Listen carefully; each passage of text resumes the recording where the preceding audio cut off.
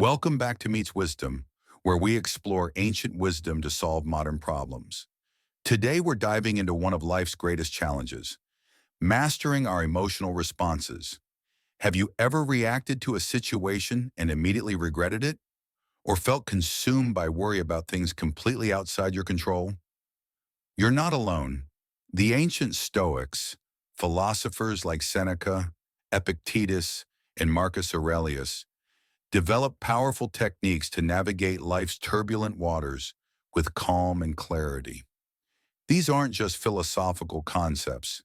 They're practical tools you can apply immediately to transform your emotional life. If you're new here, on this channel, we break down timeless wisdom into actionable steps for your personal growth journey. Make sure to subscribe and hit that notification bell so you never miss our weekly insights. Now let's explore 9 life-changing Stoic lessons that will help you take control of your emotions and live with greater peace and purpose. Lesson 1. Distinguish between what you can and cannot control. Make the best use of what is in your power and take the rest as it happens.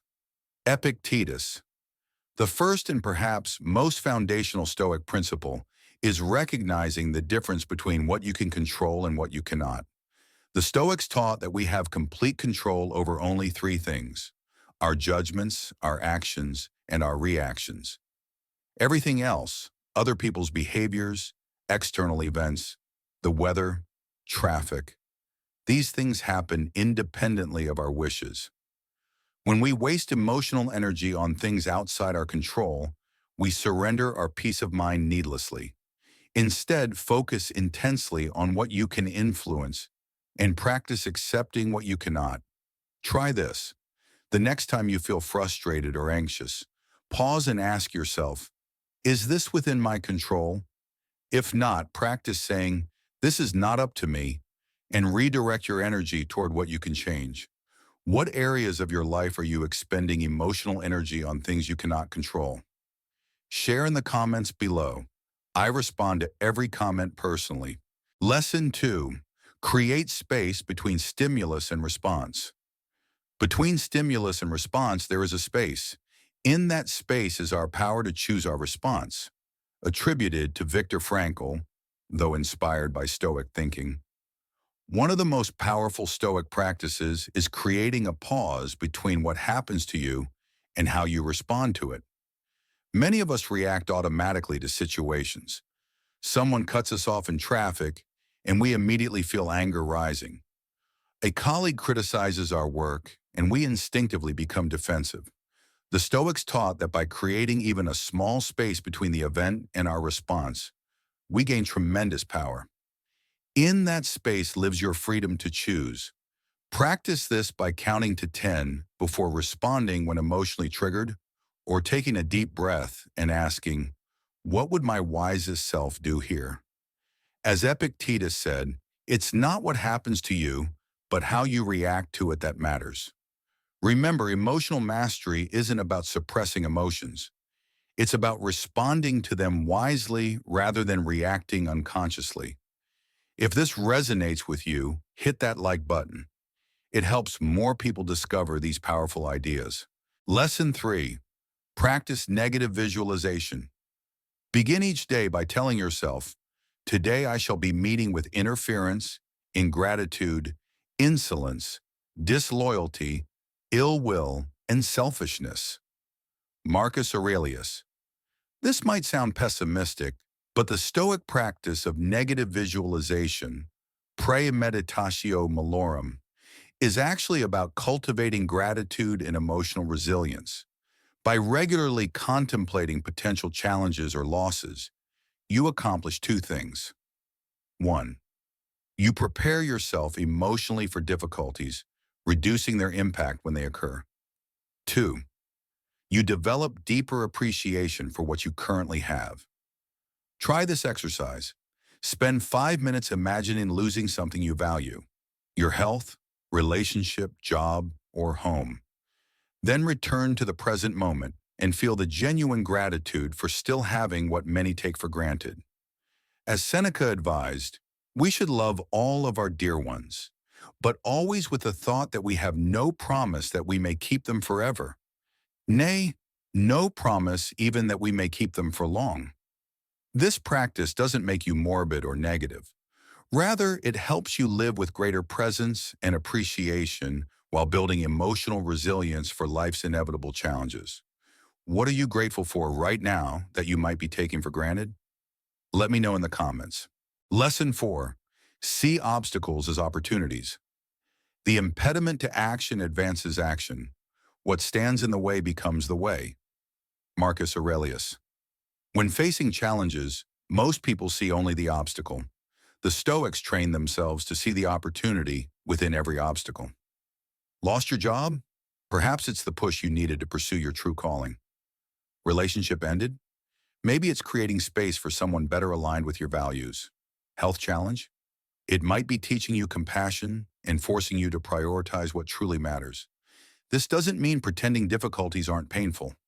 Rather, it's about training your mind to automatically search for the hidden advantage or lesson within every seeming setback. As Seneca said, difficulties strengthen the mind as labor does the body. The next time you face an obstacle, ask yourself, how is this problem actually serving me? What strength or wisdom might I develop through this challenge? Your ability to transform obstacles into opportunities might be your greatest superpower in navigating life's emotional landscape. Remember to subscribe to Meets Wisdom for more practical ancient wisdom like this, delivered weekly to help you on your personal development journey. Lesson 5. Practice voluntary discomfort. Set aside a certain number of days during which you shall be content with the scantiest and cheapest fare, with coarse and rough dress, saying to yourself the while, "Is this the condition that I feared?" Seneca. The Stoics regularly practiced voluntary discomfort, deliberately putting themselves in challenging situations to build emotional resilience. Why would anyone choose discomfort? Because it reduces our fear of discomfort, builds confidence in our ability to handle difficulties, and increases our appreciation for everyday comforts. You might take cold showers, fast for 24 hours, sleep on the floor occasionally, walk or bike instead of driving. Go without social media or entertainment for a day. Through these practices, you train your mind not to be thrown off balance by discomfort. You learn that temporary discomfort is not something to be feared, but rather an opportunity for growth. Epictetus, who was born a slave and later suffered exile, taught, "Difficulties are things that show a person what they are." When you voluntarily embrace small discomforts, the unavoidable difficulties of life lose much of their power to distress you. What form of voluntary discomfort might you practice this week? Share your commitment in the comments. Lesson 6. Develop an internal scorecard. How long are you going to wait before you demand the best for yourself? Epictetus. In today's world, we're constantly bombarded with external metrics of success: likes, followers, salary, possessions, status. The Stoics would see this as a recipe for emotional volatility and dissatisfaction. Instead, they advocated developing your own internal scorecard, measuring yourself by values that are within your control, like, did I act with integrity today? Was I patient with others? Did I respond to challenges with courage? Was I present with those I care about? As Marcus Aurelius reminded himself, be satisfied with success in even the smallest matter, and think that even such a result is no trifle. When you measure yourself by your own internal standards rather than external validation, you free yourself from the emotional roller coaster of others' opinions. This doesn't mean ignoring feedback or being indifferent to outcomes. It means your fundamental sense of worth isn't dependent on them. If you found value in this video so far, please hit that like button. It truly helps the channel reach more people who could benefit from these ideas. Lesson 7. Practice mindful awareness. People are not disturbed by things, but by the views they take of them. Epictetus, central to Stoic emotional mastery, is developing awareness of your thoughts and impressions before they trigger emotional reactions. The Stoics taught that between an event and our emotion lies our judgment about that event. These judgments often happen so quickly we don't even notice them, but they're the true source of our emotional responses. Practice mindful awareness by 1. Noticing when strong emotions arise. 2. Identifying the judgment behind the emotion. This person disrespected me, I'm going to fail, etc. 3. Questioning whether that judgment is necessarily true and helpful, as Marcus Aurelius advised. Today I escaped from anxiety. Or no, I discarded it because it was within me, in my own perceptions, not outside. By developing this awareness, you stop being a passive victim of your emotions and become their mindful observer and guide. Remember, the goal isn't to eliminate emotions, but to ensure they serve rather than control you. Lesson 8. Practice the view from above. You can rid yourself of many useless things among those that disturb you, for they lie entirely in your imagination, and you will then gain much room in your life. Marcus Aurelius. The view from above was a powerful Stoic visualization practice that helps put our emotional concerns in proper perspective. Close your eyes and imagine. 1. Rising above your current location. 2. Seeing your city, then country, then continent. 3. Finally viewing the entire Earth from space. 4. Contemplating the vastness of the cosmos and the brevity of a human life. From this cosmic perspective, how significant is that argument with your colleague? How important is that social media slight? How catastrophic is that minor failure? As Seneca put it, how many have laid waste to your life when you weren't aware of what you were losing? How much was wasted in groundless sorrow, foolish joy, greedy desire, and social amusements? How little of yourself was left to you? This practice doesn't trivialize genuine concerns, but helps us distinguish between what truly matters and what doesn't deserve our emotional energy. What emotional concern might benefit from your view from above right now? Let me know in the comments. Lesson 9.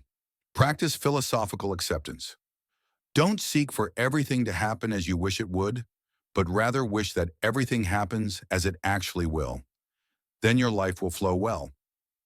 Epictetus. Our final Stoic lesson involves cultivating philosophical acceptance, a radical embracing of reality as it is, not as we wish it to be.